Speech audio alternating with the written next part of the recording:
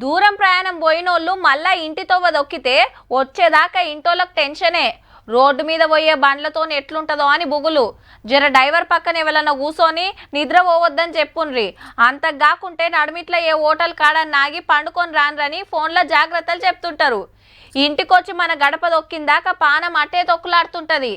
అసొంటిది మొగులు మించి భూమి మీదకి రావాలంటే ఇంకెట్లుంటది? దునియా అంతా ఏటింగ్ చేసిన యాళ్ళ ఇగో గిట్ల జరిగింది.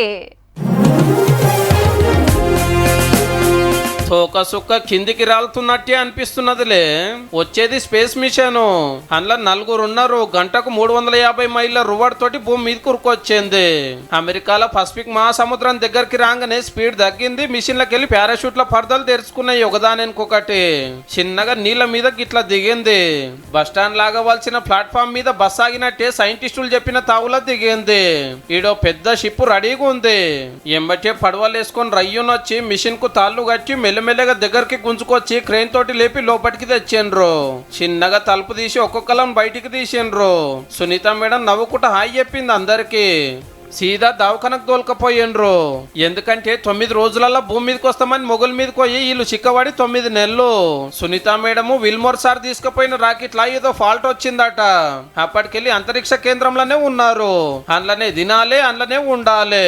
కావలసిన సరుకు సౌదాలు ముందే పంపిండ్రు. భూమి మీదకి ఆడికి మస్తు ఫరక్ ఉంటది వాతావరణము. కింద నిలబడలేరు, గాలి ఎగురుడే. పెయ్యి సరుసుకపోయినట్టే అయ్యిందట. కండరాలు వట్టేస్తాయి, కళ్ళు గిన మస్క మస్క కావచ్చట. అందుకే కిందికి రాగానే దవాఖానలో టెస్టులు చేస్తారు అన్నట్టు. నెలన్నర ఉంచుకొని అంతా ఓకే అంటే గప్పుడు ఇంటికి తోలుతారు. వీళ్ళని తోలుకొస్తామని మొన్న ఇద్దరు పోయి నలుగురు కలిసి 17 గంటలు ప్రయాణం చేసి ఇలా తెల్లారం గట్ల 3 గంటల 25 నిమిషాలకు సముద్రంలో దిగిండ్రు. అమెరికా నాసా సైంటిస్టుల కంట్రోల్లో నడిచింది అంతా. హగో మిషన్ చుట్టూ డాల్ఫిన్ గిట్లా ఎల్కని చెప్తున్నాయి.